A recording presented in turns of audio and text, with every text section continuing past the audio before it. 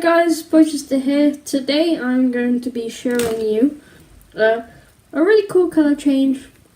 I do like this colour change, although it's not my favourite, and I'll show you why in a bit.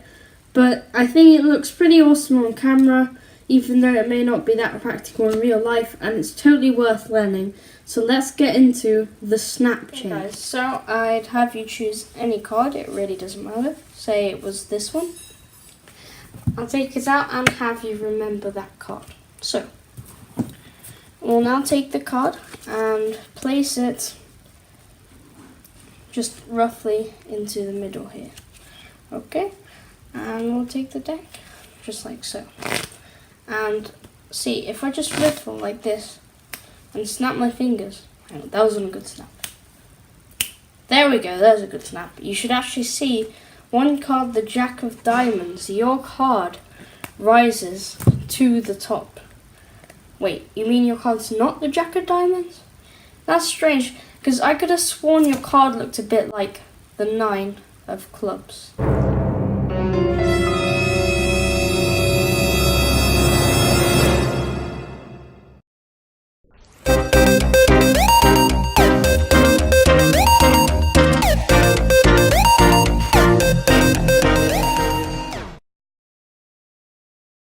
So guys, let's learn the snap change and how to do it.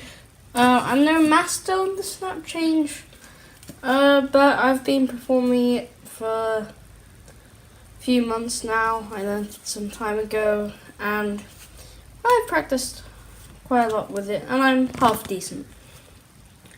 The main thing is the angles though, and I'll get into that and all that, but let's start with the change. So you're going to need to have 2 cards. So go get into a double lift. I don't actually currently have a double lift tutorial right now, but it's pretty easy. Oh dear, what am I doing? Anyway, so you want to get 2 cards in a double lift and pick it up and hold it in this grip here. Okay, so you're gonna have pretty much your index, your middle and your ring finger, and your pinky is just off, not on the card, and they should be covering this bottom pip here, just like so, and your thumb is just on the back, and you want to keep everything square so you can square it with the other hand.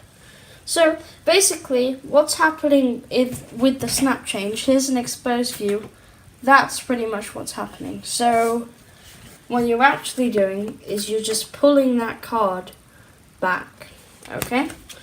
Now, this isn't as easy as it seems though, okay? You need to learn the technique of how to pull this card back, just like so, and there's loads of ways you can do it. You can cover it for a more subtle change. You can simply hold it like this, perform the change, that's pretty cool. You can shake, okay. Anyways, you can do it, present it any way you want really, but let's get into the technique. So you want to get back in your grip, index, middle, ring over the bottom pip, pinky just attached to the side, thumb on the back, everything square. Now, the first step is just to detach your index. I've seen a load of videos on how to do this and they never point this out. You have to take your index off the card. Because what a lot of beginners do is they try and keep their index on the card and they end up having to do this. It's really awkward. So, take your index just very slightly off the card, okay? Now, you're going to pull down with your ring and middle finger. And that's going to pull up this card. But this is detached, so your index doesn't go with that card. So, you pull down with these 2 fingers, but your index stays where it is. You keep pulling down and your pinky goes with those other 2 fingers, and you should feel it just click off this card, okay? So you pull down on here, but you keep your index where it is. Your index rests on this new card as it comes up. You keep pulling down here until it clicks just like that, and that's pretty much the whole thing. So you can actually see from the right angle, this card is completely invisible because the thumb here is actually keeping it from view, just like so. Okay, so I go through this again.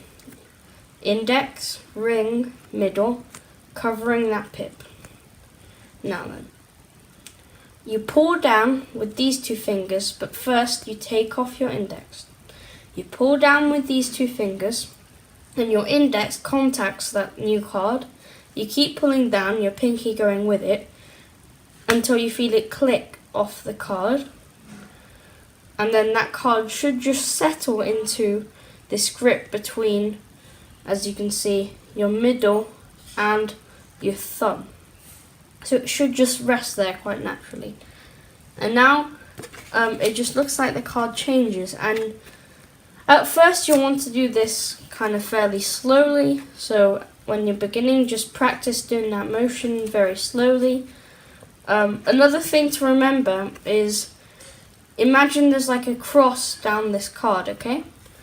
And you want all your fingers to pretty much be in that quarter of the card there. Okay, that's a good way to put it. And your middle should be on kind of that line across that card.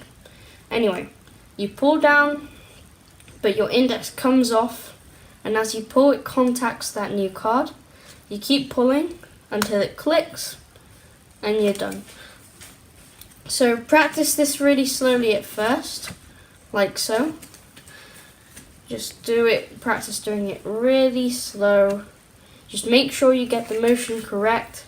A lot of people forget to take their index off and they end up doing this, and then they're like, oh, what am I doing wrong? I need to put the index there. So that was like, I kept getting confused like that because none of the tutorials I'd seen mentioned to take your index off first, which makes things a lot easier.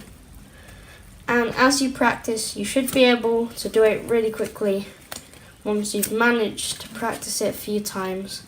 And of course, you do lots of presentations like that. Cover it up. Give it a bit of a shake. No, that doesn't really work, to be honest, because you need to get the angles right. Talking about angles, the angles in this are pretty straightforward. As long as you face them kind of head on, it should be invisible. This is invisible from nearly a head-on view.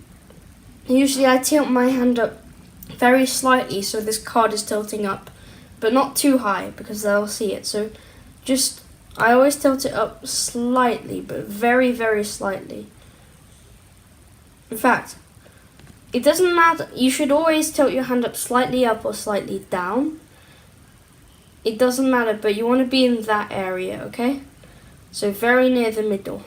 So see, if I tilt my hand like this, you can't see the card, but if I tilt my hand too far either way, you can. So you want a fairly head-on view, estimate where their eyes are, and try and get it in line. And just like that, it should be pretty invisible, the other card. Now, the reason I don't particularly prefer this change, I like doing it if I just go up to someone and go, hey, here's the Jack of Clubs. Oh, look, it changed, and then just walk away. Because you end up with this position, and this is a really awkward position to get out of.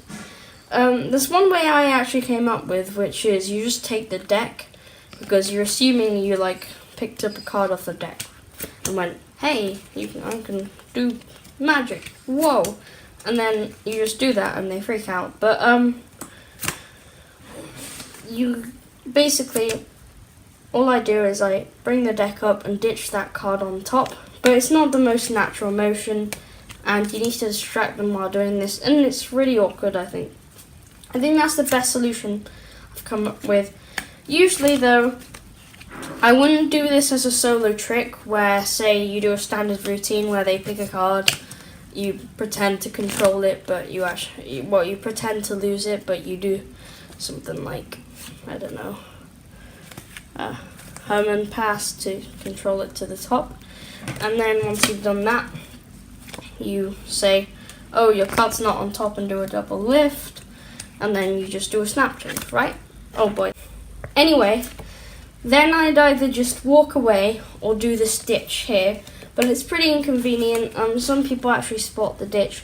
I don't think it's the best, to be honest. So usually once I've performed a snap change, I just walk away. I'm just like, bye. Because to be honest, that's the best use of it. In fact, I would never really use it in a whole trick or a routine unless it's the end of the trick, because you can't really continue from this position. So what I'd always do is I'd either use this as just a, hey, look, I've got a card, boom, and move on to something else, or just walk away. Or I'd do a trick where they pick a card. Oh, is this not your card? What was your card? The 3 of spades. Boom. And then I just walk away. Because you can't really continue from this position. You can ditch it like this, but I don't know, it looks okay. I always thought it looked a bit suspicious. And a lot of people come up to me and say, I thought I saw you ditch something after the trick. So, well, not a lot of people. I'm making that up, but you know what I mean. It's not the best way. So, I hope you like this tutorial. I think it's an okay tutorial actually, because I saw in a video a lot of people didn't mention how to, well, move your index off before you do it, and a lot of people also didn't mention how you can ditch the card afterwards. And to be honest, you really shouldn't, even though, because my method isn't that great. But if you really need to ditch it, you can try it, but usually I just walk away after I go, oh, look, is this your card? No? Okay. No? Have a nice day. Bye. That's what I do. I hope you like this tutorial. There'll be more content from me soon. I'm planning to get back to the gaming videos. I'm just sorting out some problems with it, gaming, recording and stuff, because I tried using different softwares and stuff. It got really annoying, so hopefully I get a good solution sorted out soon. I'll be back with magic tutorials, and also I have some special random videos coming up soon. Hopefully you'll see that. So thanks for watching. If you like this video, please subscribe. Bye.